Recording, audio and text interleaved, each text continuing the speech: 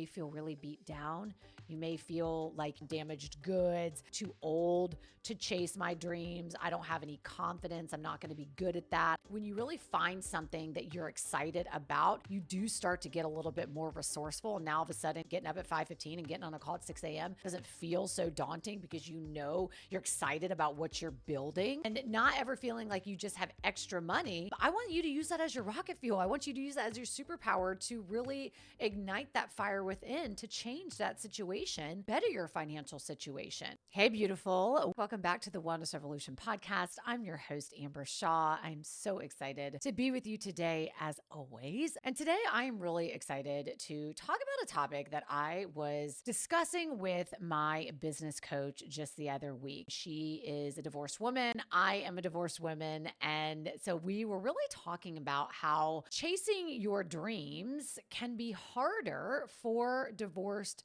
moms. We were also talking about, though, why it can be the perfect opportunity to go ahead and do it anyways. And so that is really what I want to talk about today, because starting over after divorce is one thing, right? But really chasing your dreams as a single mom, that really can be a whole different ballgame. You know, whether or not you are thinking about starting a business, or thinking about changing careers, or maybe even just putting yourself out there to help other women by building a community. I know firsthand that the stakes really can feel higher when you're doing it alone. So today we're going to dive into why taking that leap feels so much scarier as a divorced mom. And more importantly, though, why it actually may be your superpower. So I want to spend just kind of kicking off this episode talking a little bit about why does it feel scary? Why can it feel a little bit harder, a little bit scarier, more high stakes, more at risk? And I think the most obvious reason, and a lot of us face when we go through divorce, is really it's because your safety net shifts. You know, when you're married, there can be, at least in my experience, there was a built-in safety net. We had two incomes coming in. And although I made really good money at my corporate sales job, my ex-husband was the breadwinner. But even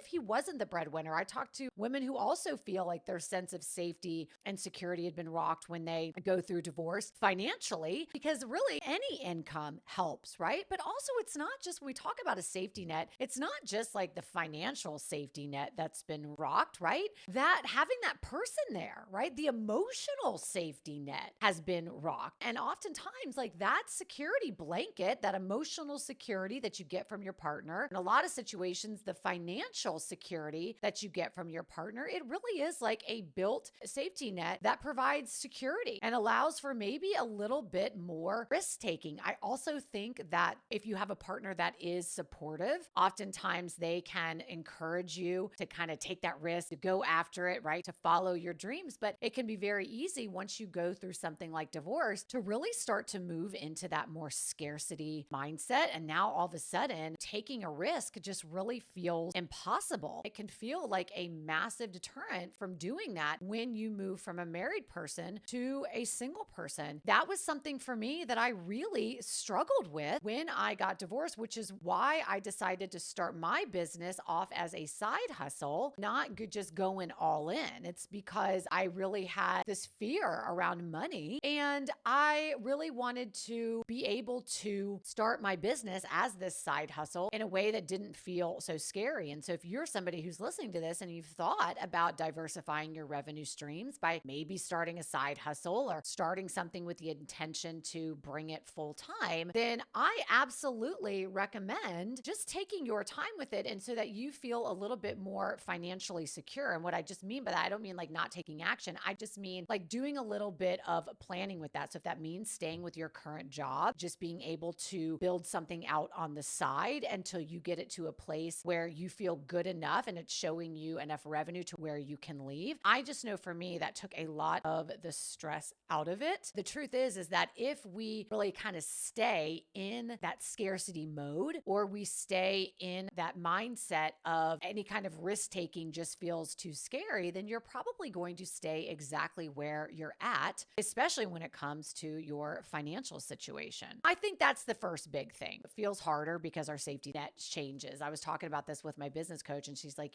my friend Danny J and I used to always joke about how, like, when we were in our 20s, we're in our 20s and 30s, we're like, yeah, look at all these people that, are married and they're going after their dreams and they're doing the things must be nice kind of thing, right? And I think it can be very easy to fall into that as well. But it is still possible to take some risks and bet on yourself, even as a single person. So I think that really just doing a little bit of preparation for that is what can be really helpful. So that's the biggest thing. And I think talking about some other things, I think some of the other challenges that we face, I'm sharing these challenges not so that you could use these as excuses or roadblocks, but that so that you can, number one, if you're feeling this, I want you to know that it's like totally normal, but there are workarounds for all of these things. So the biggest one that I hear a lot of, and I've experienced myself, is like the time constraints. I actually had to do this today. This is a perfect example. I did a workshop last night, finished that up, didn't get to bed till about 10:30 or almost 11. And I had the kids today. I usually start getting them ready for school at like 7 o'clock, but I had back-to-back things today, and I had a call with one of my contractors, and the only time she could do the call was 6 a.m. this morning. So here I am getting out of bed, 5:15 in the morning, getting ready for this call. And then,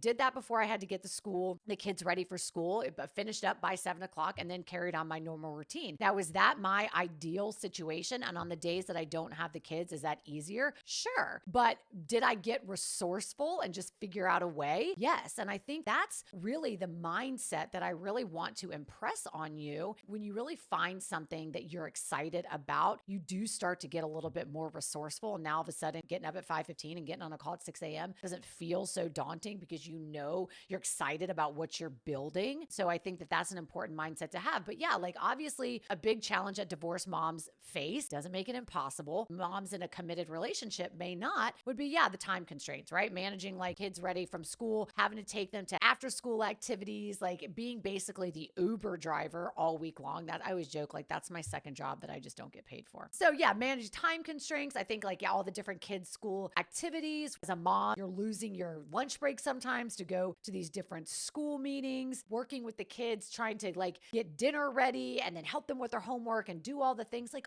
we know, right? As divorced moms, and I could go on and on and on, but we know as divorced moms, when you are just sole parenting it, when it's your time, kids are just with you and you don't have somebody helping you out, it is all on you. You've got to be the mom and the dad at the same time. And guess what? It's freaking exhausting. And so it can be very easy to fall into that trap of like, yes, I have this dream. I would like to start a coaching business, or I would like to start a side hustle. I would love to take up this passion or this hobby or do this, but I don't have time. And listen, what I want you to know is normalizing how you're feeling, because I feel it too. But I also want this conversation, as I said, to be an inspiration that it's still possible. And we can't let these barriers block ourselves from pursuing our dreams as a single divorced moms. Another barrier, I think, that divorced women, and I just want to call these out and normalize them, and this isn't a woe is me type thing. This is a real thing. Again, we're just recognizing it, and then we're talking about how do we overcome it. Second thing is financial responsibilities, right? Going from two incomes to one, obviously that's a huge one. Trying to juggle just managing car payment and all the activities and all the things. And I don't really even care if you share expenses with your ex. It's still, as a sole provider, like we're going from two incomes to one, it still feels very scary and very stretched. I know, like, especially when I first got divorced, and even if there's been like a lull in my business, there's months where it's like, God, you kind of feel like you're just one expense away from really being squeezed that much. And that is exhausting. That can feel exhausting. I got to tell you, like that right there, and worrying about money and being so reliant on my monthly support checks, that right there was such motivation for me to start my own business. For me, I was like, I don't know what I'm doing when it comes to starting a business. I have no idea what I'm doing. I don't even know how I'm going to make this work. I don't know how to figure this out. What I do know is that I do not want to live this way anymore. I do not want to live this way where I am like, feel like I'm living like month to month and I'm counting down the days to when I get that support check. And sometimes for a lot of women, that support check, and even in my situation, like it's not enough to carry, to do everything, right? It's not enough for you and your kids to live off. Even just that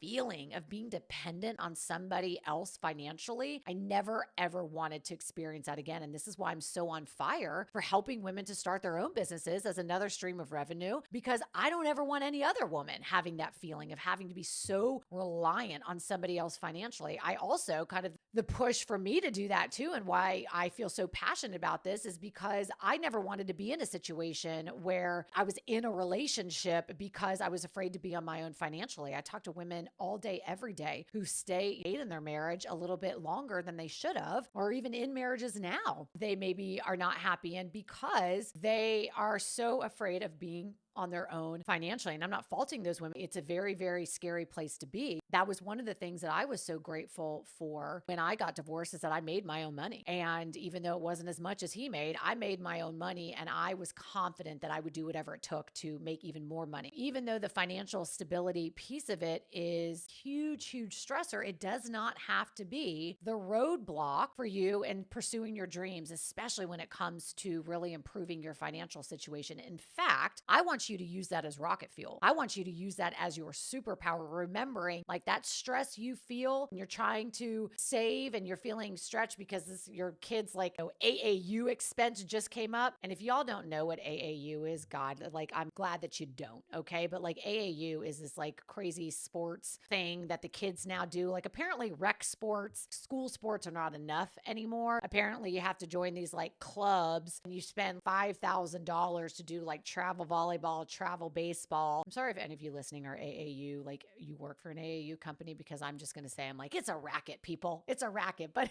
it's the way sports are done now. So anyways, I digress. But yes, I mean, I want you, that stress you feel about one expected expense away, like blow your tire or whatever that looks like, and not ever feeling like you just have extra money. I want you to use that as your rocket fuel. I want you to use that as your superpower to really ignite that fire within to change that situation, better your financial situation. I also think that one of the things that gets in the way for people chasing their dreams post-divorce is your confidence is low. You may feel really beat down. You may feel like you're damaged goods, especially, God, if you're over the age of, I think any age we feel this, but I think especially as we get older in midlife, especially over 40, you start to feel like the dating pool is so small. I'm damaged goods, too old to chase my dreams. I don't have any confidence. I'm not going to be good at that. I talk to women all the time who want to start a coaching business, and they have a lot of imposter syndrome. They don't have confidence to put themselves out there. So I think depending on what you went through in your divorce, I think that can be a huge thing, a lack of confidence. I think another one that people don't maybe realize or don't talk about is maybe a fear of failing. I can remember when I first started my business, really after I'd quit corporate America, and I was doing well enough in my business to where I could keep corporate America. But as an entrepreneur, you have good months and bad months. And I can just remember I was so afraid of like those monies that were tight. I didn't want my kids to create the narrative that like mom was broke.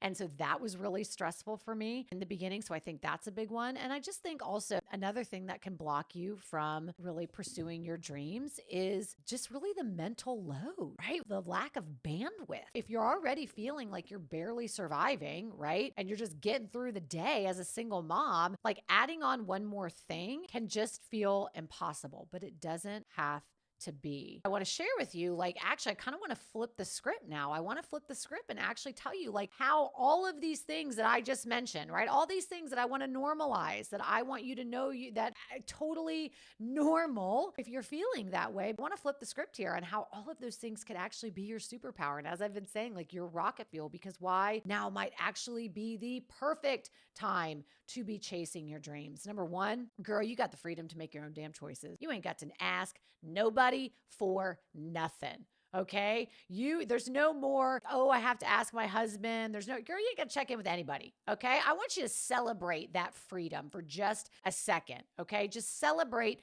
that freedom. You can do whatever the hell you want. You are the CEO of your life. You have the freedom to make your own choices. Another thing is now little examples, right? Like, hey, how about maybe if you're getting a tax return this year? How about now you can use that to invest in some business training? You can use that to invest in maybe going on a bucket list trip that you never thought about doing. Again, you don't have to ask anybody for anything. Another thing that actually can be a huge plus, and actually a lot of the women that I coach one-on-one in creating their online business, this is the schedule that they work off of, which is really maximizing the time that when you don't have the kids. So whether or not it's a custody-free week or it's a custody-free weekend, you really now have the ability to like schedule your client calls or like do the thing that you wanted to do to work on your business during that time. That actually can be a huge blessing, especially if you're trying to create a business. You also just little things like, yeah, girl, you want to go to that conference? Guess what? You don't have to get approval from anybody. Just make sure that you got coverage for those kids and that's it. I want you to celebrate having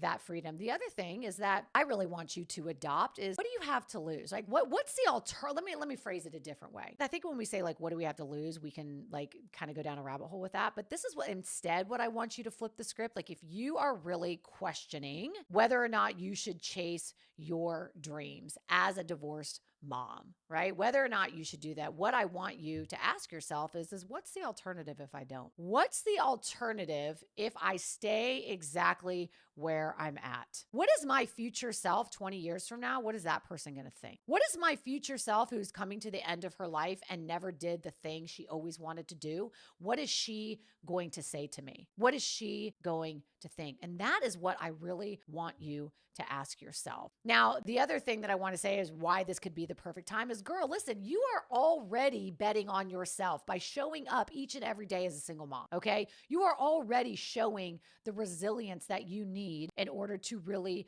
chase your dreams. I mean, things like you're navigating your first season, your first holiday season alone, right? Or maybe you're learning to fix a washing machine on YouTube, or maybe you are filing your taxes solo for the first time. All these first time things, these are a level of strength and resilience that you probably never knew you had, and they need to be celebrated, and it needs to be your rocket fuel for fueling your dreams and doing the damn thing. This is also an opportunity for you to really show your kids that even in the midst of challenges, that you can pursue your dreams, that you can still prioritize yourself and live the kind of life that you want to live while showing up as the mom you want to be and as just the human that you want to be. So I just want to quickly share with you as we wrap up just 3 action steps that you can do to really start pursuing your dreams today as a divorced mom. So the first thing I want you to do, and this is what I call the power hour. I really want you to identify just 1 hour in your day that's consistently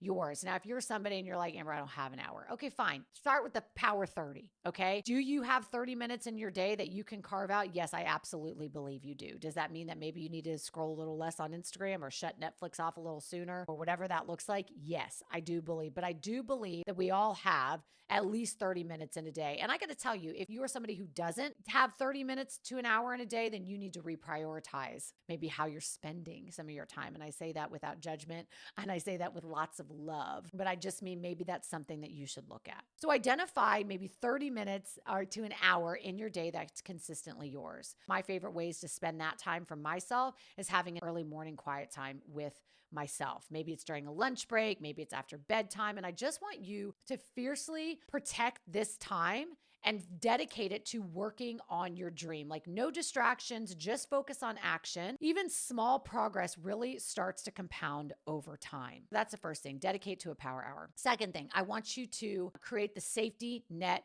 setup. What I want you to do here, and I talk all the time about really getting a grip on your financial situation. I want you to calculate the bare minimum monthly need. You can download a software like Mint or something like that, where it can track all of your spending for like a month. And then you can go back and look at that and figure out like, okay, if shit were to hit the fan and I needed to just focus on my bare minimums, what can I live with and what can I do away with? And know that number. Know that number. I do recommend starting to create like at least a 3-month emergency fund. Listen, I know people are like, oh, I can't remember what like the percentage is. What do people say? Like they say like take 6 months salary and save it up. And yes, ultimately in a perfect world, I think that sounds great. But for some people are like, I don't have that to set aside. Even just focusing on maybe like $50 a week, like some sort of emergency fund savings plan, savings account. That's really, really important. I also want you just to list 3 ways that you could generate quick cash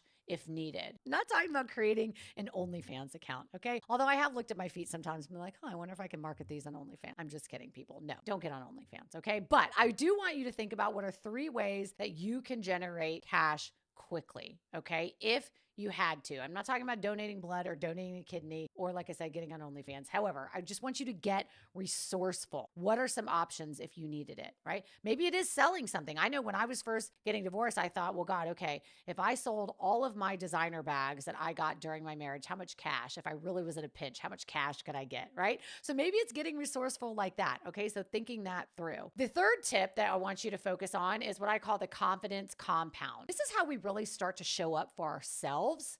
And this is how we start to make progress. So I want you to start with one small achievable goal this week.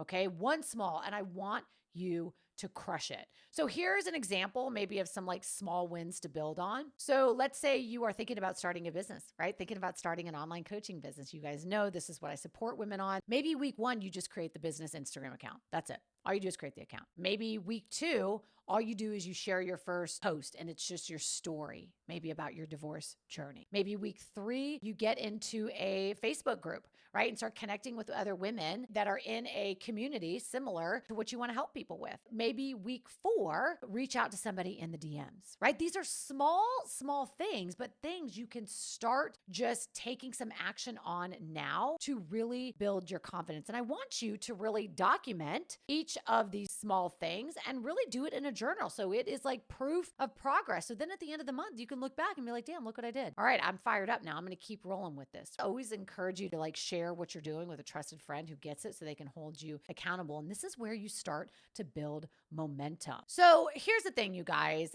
Number one, I hope that this was helpful for you guys. I love just really doing some of these empowering episodes to show you that this setback, your divorce, can be your comeback if you allow it. And I want you to know that your dreams did not have to die with your divorce. Okay. And in fact, for some of you, they may have gotten clearer. You have already proven that you are capable of hard things. I mean, girl, you survived divorce, right? Like that it can be one of the most traumatic things. And so now it's really time for you to show yourself exactly what you can do. And I got to tell you, this is exactly why I created Divorced to Dollars. This is a workshop that I have coming up January 21st and 23rd. It's completely free. And it's because I know how overwhelming it feels to start from scratch post-divorce. I really want you to imagine like looking back 6 months from now and just seeing how far you've come and really just celebrating that you actually started today. And so if you are really interested in taking that first step to creating something of your own, creating another stream of revenue, creating a side hustle, or maybe a business that you will take full time, I want you to join me in my free workshop, Divorced to Dollars. This is where I'm going to be sharing with you exactly how to build an online coaching business, even if you're starting from scratch. I am going to be sharing with you what I would do exactly if I were starting over, no followers, no experience, nothing to sell, not even sure what I would coach on,